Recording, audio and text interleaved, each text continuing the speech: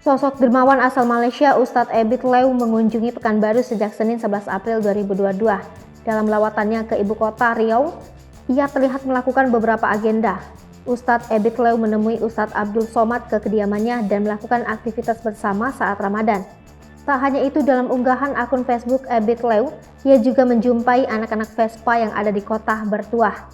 Berdasarkan unggahan pada Rabu 13 April 2022, Ebit Lew terlihat mendatangi segerombolan anak Vespa yang kemah di dekat SPBU.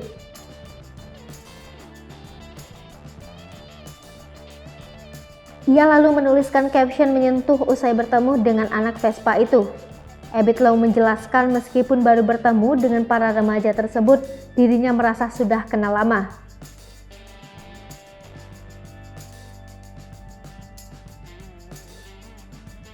Ada beberapa foto yang dia bagikan. Anak-anak tersebut diberi sejumlah uang hingga dibelikan busana muslim. Bahkan ada momen haru dalam pertemuan Ebit Lew dengan para remaja tersebut. Di antaranya mereka menangis berterima kasih atas kebaikan pria berdarah Tionghoa itu.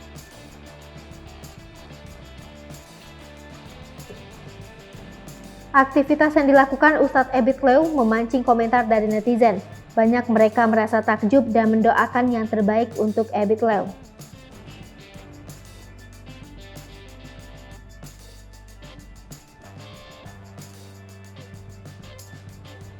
Tak hanya itu, foto-foto dan video kegiatan Ebit Lew di Pekanbaru juga dibagikan banyak netizen di Facebook, terutama warga Riau.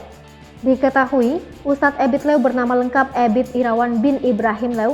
Ia merupakan seorang pengusaha dan pendakwah Islam Malaysia berdarah Tionghoa. Ustadz Ebit Lew menyantuni masyarakat fakir miskin, golongan terpinggir, remaja, dan golongan marginal lainnya. Aksi mulianya tersebut kerap tersebar di media sosial. Ebit Lew punya ciri khas dengan penampilan berjanggut, berkopiah, dan berbaju kokoh.